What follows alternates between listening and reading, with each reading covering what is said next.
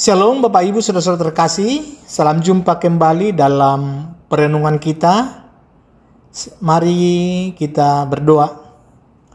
Bapa kami yang di surga, kami bersyukur untuk kesempatan saat ini dalam minggu Advent kedua ini. Kami datang dengan segala kesibukan kami, dengan segala beban kami, dengan segala pergumulan kami. Bukalah hati kami untuk mendengar firman-Mu. Bukalah telinga kami untuk mengerti suara-Mu. Kiranya Roh Kudus memimpin kami, sehingga kami bukan hanya pendengar, tetapi juga melakukan firman-Mu. Berkatilah hamba-Mu yang akan menyampaikan firman ini. Berkatilah setiap jemaat. Dalam nama Tuhan Yesus Kristus kami berdoa. Amin.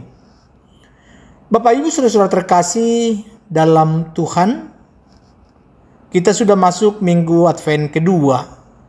Minggu lalu kita menyalakan lilin Advent yang pertama. Hari ini kita menyalakan lilin yang kedua. Bahwa setiap lilin yang kita nyalakan mengingatkan kita Tuhan Yesus semakin dekat, Natal semakin dekat. Tapi pertanyaannya, apakah kita sudah siap? Kebanyakan dari kita sudah sibuk mempersiapkan Natal. Ada yang sudah mulai belanja bahan kue, ada yang sudah mulai memikirkan menu Natal, ada yang sudah pesan baju untuk anak-anak, dan ada juga yang sudah renovasi rumah supaya bagus kalau ada tamu. Saya sempat tertawa mendengar cerita bahwa ada seorang bapak-bapak sedang naik tangga pasang lampu Natal di teras rumahnya. Tapi yang lucu, istrinya dibawa sambil teriak-teriak, ke kiri sedikit, salah, ke kanan. Bukan yang itu, yang sebelahnya. Sampai bapaknya bilang, kalau kamu yang tahu, kamu saja yang naik.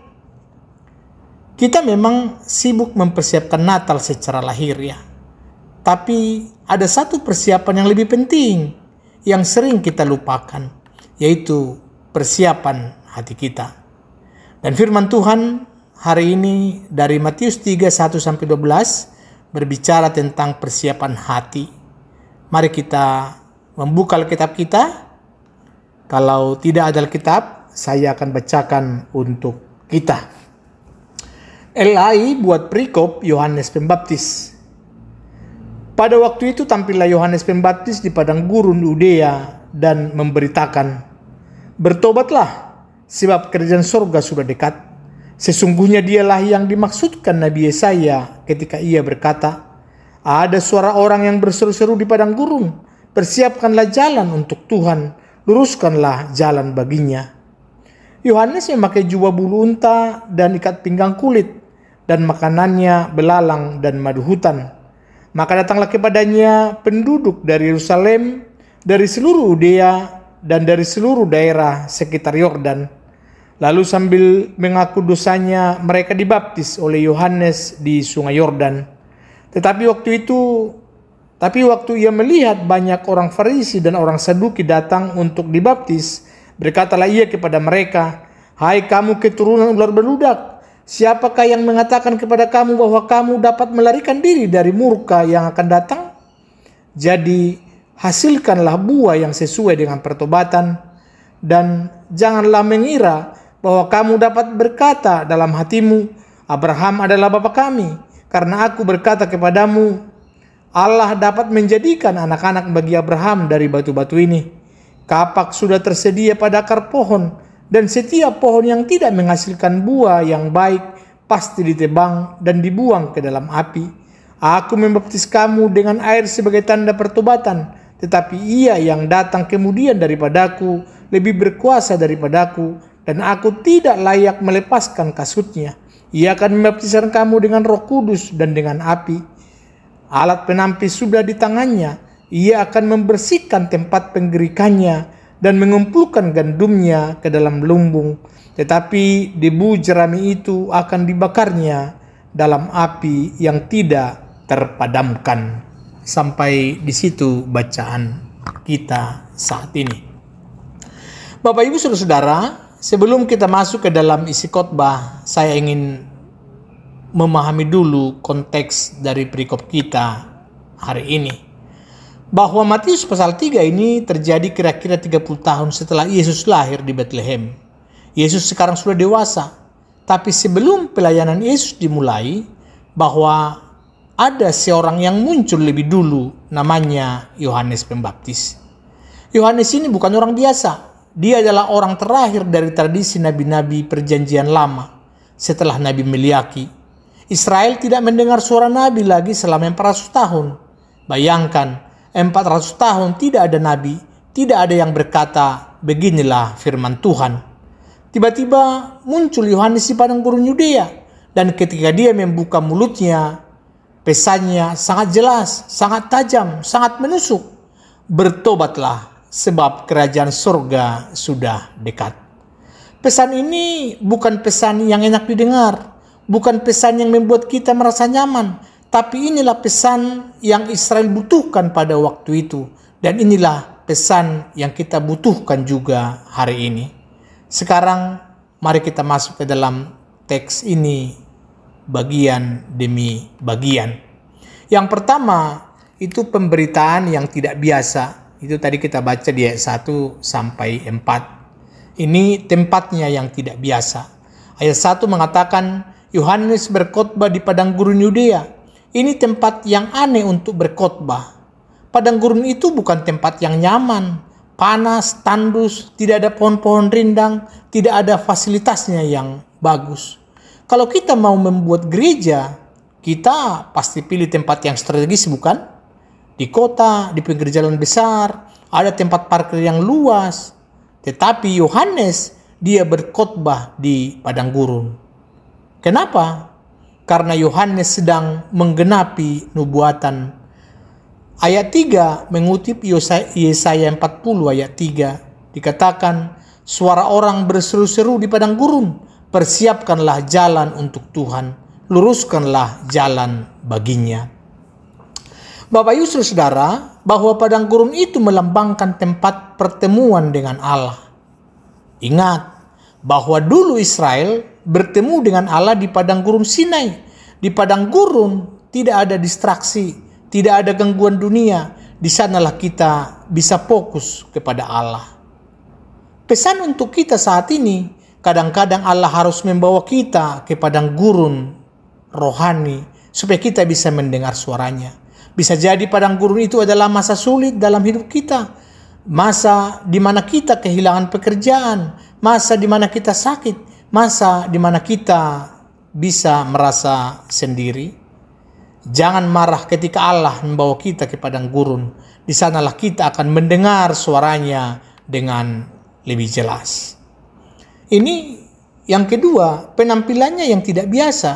Ayat 4 menggambarkan penampilan Yohanes, bahwa Yohanes memakai jubah dari bulu unta dan ikat pinggang dari kulit, dan makanannya belalang dan madu hutan. Wah, kalau Yohanes datang ke gereja kita sekarang dengan penampilan seperti itu, pasti kita semua kaget. Bajunya dari bulu unta yang kasar, ikat pinggangnya dari kulit, makanannya belalang dan madu hutan. Ini bukan fashion statement, ini adalah gaya hidup Nabi. Penampilan Yohanes mengingatkan orang Israel kepada Nabi Elia.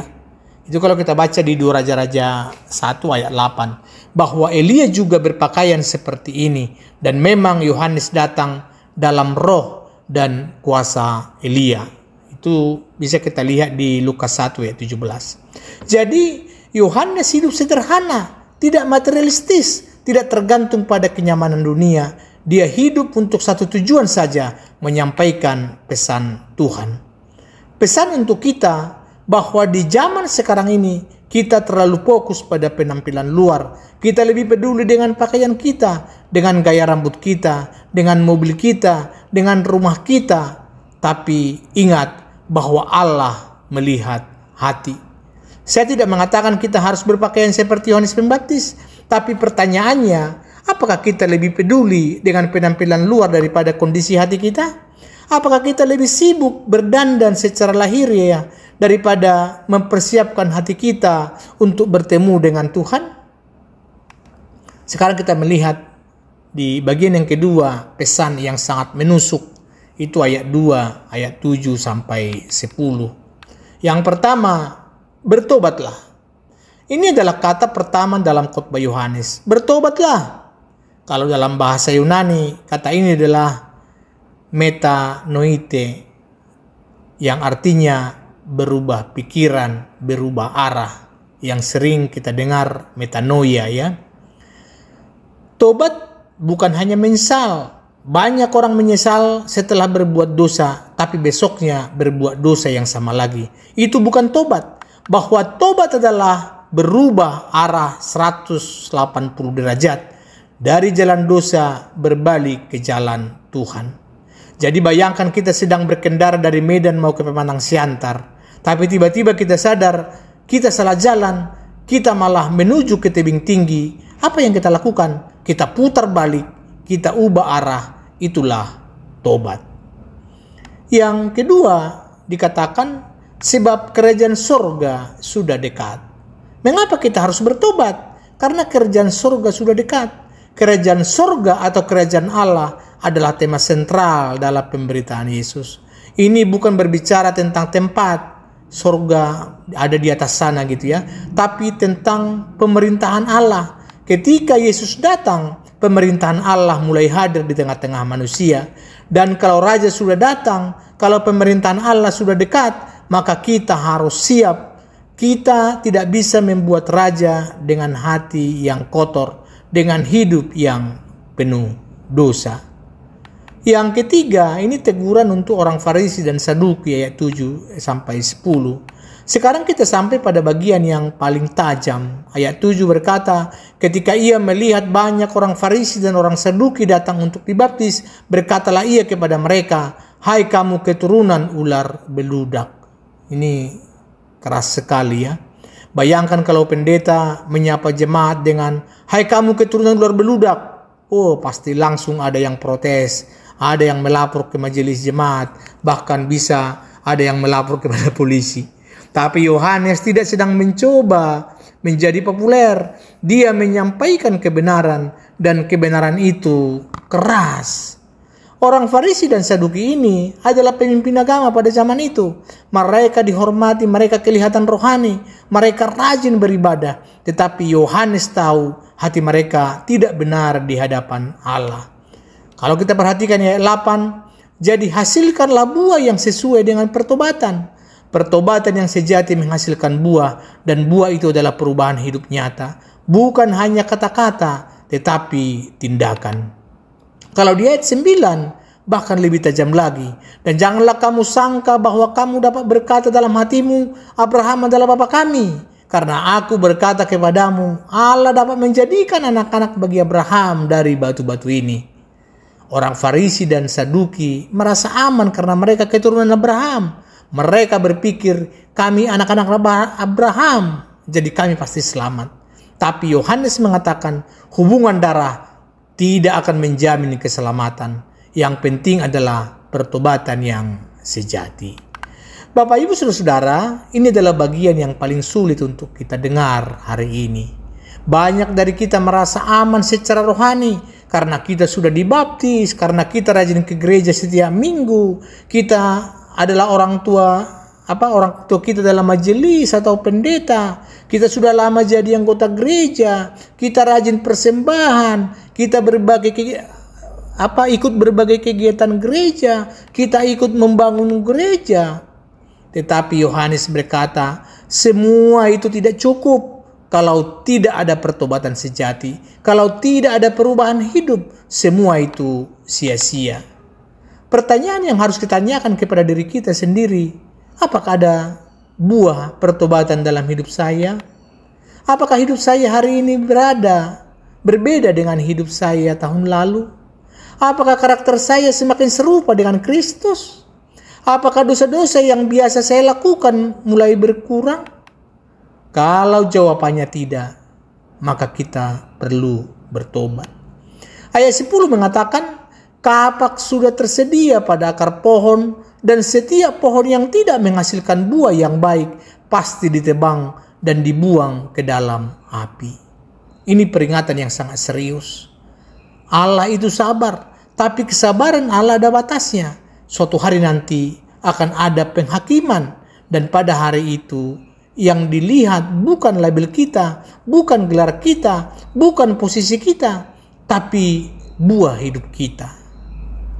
Mungkin ada yang berpikir, wah, khotbah hari ini kok menyeramkan ya. Di mana kasih Allah? Bapak Ibu Saudara-saudari, justru karena kasih Allah lah maka Yohanes memberitakan pesan ini dengan keras. Kalau Yohanes tidak peduli, dia bisa saja berkhotbah yang enak-enak saja, yang membuat orang merasa nyaman. Tapi justru karena dia kasih, dia berani menyampaikan kebenaran yang keras ini. Itu sama seperti dokter yang baik. Kalau dokter menemukan tumor atau kanker dalam tubuh kita, dia akan memberitahu kita dengan jujur, meskipun beritanya menyakitkan. Kenapa? Karena dia kasih. Karena dia kasih kita. Dia mau kita sembuh. Kalau dia diam saja supaya kita tidak kalau dia diam saja supaya kita tidak sedih, justru kita akan mati. Sekarang kita lihat bagian yang ketiga, dua jenis baptisan. Ini ayat 11 dan 12. Yang pertama adalah baptisan Yohanes dengan air. Dikatakan, aku membaptis kamu dengan air sebagai tanda pertobatan. Bahwa baptisan Yohanes adalah baptisan pertobatan.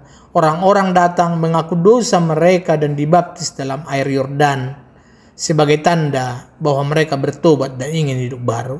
Tapi Yohanes tahu bahwa baptisan air saja tidak cukup. Ada baptisan yang lebih besar yang akan datang, yaitu baptisan Yesus dengan Roh Kudus dan api. Ayat 11 dilanjutkan tadi, tetapi ia yang datang kemudian daripada aku lebih berkuasa daripada aku, dan aku tidak layak melepaskan kasutnya. Ia akan membaptis kamu dengan Roh Kudus dan dengan api. Siapa ia? Yang dimaksud Yohanes adalah Yesus Kristus. Yohanes berkata, saya ini bukan apa-apa dibandingkan dengan dia. Saya bahkan tidak layak melepaskan kasutnya. Kalau pada zaman itu melepaskan kasut adalah tugas budak yang paling rendah. Tapi di sini Yohanes berkata, bahkan tugas budak yang paling rendah pun saya tidak layak melakukannya untuk Yesus. Mengapa? Karena Yesus akan membawa baptisan yang lebih besar, baptisan Roh Kudus dan api. Baptisan Roh Kudus berbicara tentang kehidupan baru yang Yesus berikan kepada orang yang percaya kepadanya. Ketika kita percaya kepada Yesus, bahwa Roh Kudus tinggal dalam diri kita, memberikan kita kekuatan untuk hidup bagi Allah.